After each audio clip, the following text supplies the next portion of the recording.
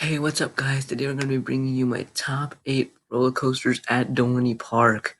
I just love this park so much, and it's in Pennsylvania. And you know what? I just had a shock, really, after riding every single coaster on my list. Going pretty fun, and I'm glad to introduce my full ranking to Dorney Park. So let's get into it. The first two coasters are basically pretty much underrated, if you ask me. You can pretty much there's kiddie coasters. Well, one of them is a kiddie coaster, and the other one's pretty. I meant to say the first three. So the first three coasters are pretty much underrated. I would say number 6 spot is the best one. So let's get into it. At number 8, we have Woodstock Express. The Zamperla, excuse me, it says number 7. Um, the Zamperla Family Gravity Coaster. Yeah, I know, it's another Zamperla Family Gravity Coaster. I'm just getting sick and tired of riding these things over and over. I've been done so many things just to get in credit, and just let you know, I'm not a kid anymore. I'm sick of riding these kiddie coasters here now.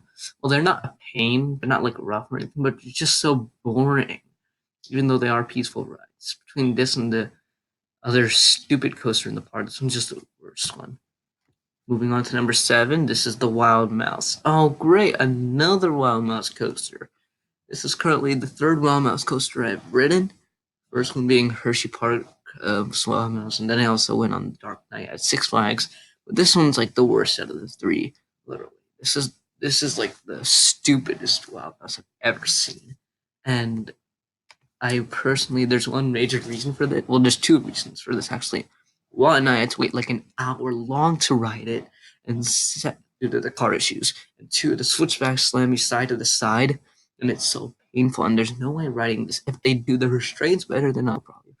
But just any other thing, I would never ride another Mouse again, with the exception of Dark Knight, because that one's actually a pretty decent one. Go to Six Flags if you want to see that. And number 6 is a recently removed coaster. Um, this is Stinger, which is the Vekoma Invertigo Boomerang.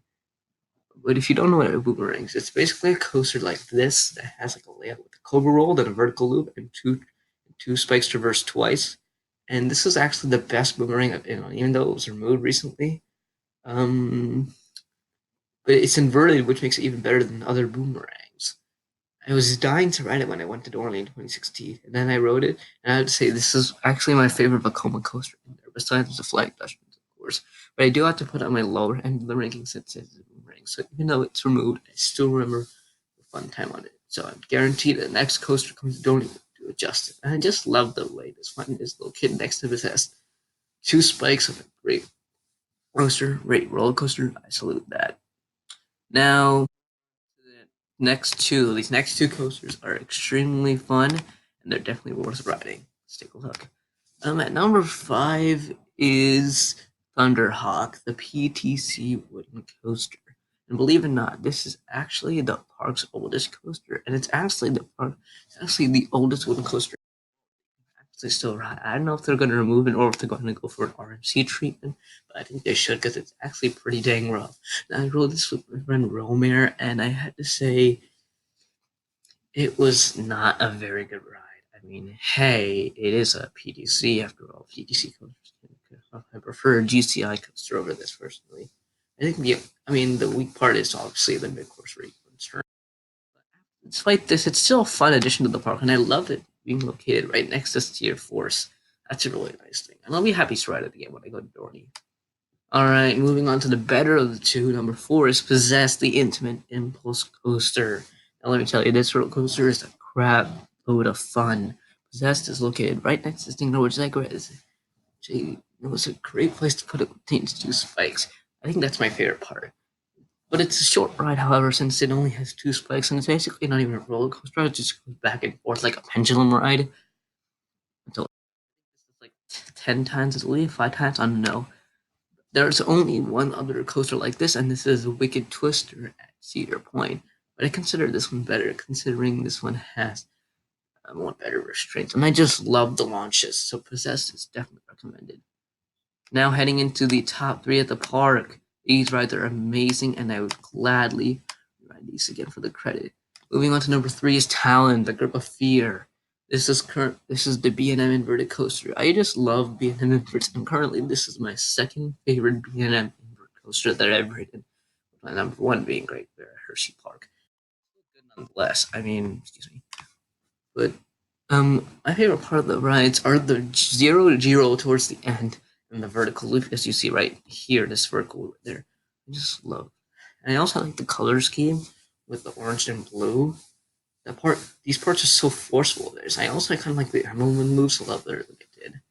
I did have to take it did have a little bit of a long line though. That's my only issue with it. This coaster tends to get very long lines, but it is a certain hit when it comes to being. It's a really fun ride. Now, cracking on the top two is Hydra the Revenge. This is another B&M, and this is the B&M Floorless Coaster. This one really surprised me because, and again, it replaced a coaster known as Hercules, which is a truly awful wooden coaster. So this is a huge step up from Hercules. And what I like most about this ride is the JoJo roll. A JoJo roll is basically a roll that starts before the lift hill itself, and it truly is spectacular. I also like the corkscrew right? You know, corkscrew is not my favorite version of it. And the Cobra roll is pretty much fun too. There's a lot of good things about this coaster. What I like a lot about this coaster is it's located right next to a water slide, giving it some historical value. And if you see this picture here, look how high that drop is. That's insane. And this is like, it sits next to the number one coaster in the park, Steel Force. It is currently the king of Dorney. Oh my god. This is a Morgan hyper coaster. It's not a B&M. Even though it's not a B&M, the airtime you get is out of this world, literally. It's basically a copy of Magnum XL200 at Cedar Point, but it's more better than that. Have more airtime, and the first two airtime hills you get are outstanding. Now, I rode this in the front row, and what a coincidence I got out of this ride. There's even two tunnels in the before and after trip, as you can see right here. You can't really see that, but it's there. But oh my god, this is just the legend of Dorney. And then I also love the color scheme being red for steel. It really packs a force into that. Let me tell you, if you combined if you combine Millennium Force with Steel Vengeance, you would get Steel Force. And even though it's not a Giga Coaster, it's still fun. And currently, the only thing is you can be at a Hyper Coaster would be an RMC Hybrid or a Giga Coaster. But for now, if I do receive one in 2020, I'd be happy to ride that. But for now, Steel Force is currently my number one.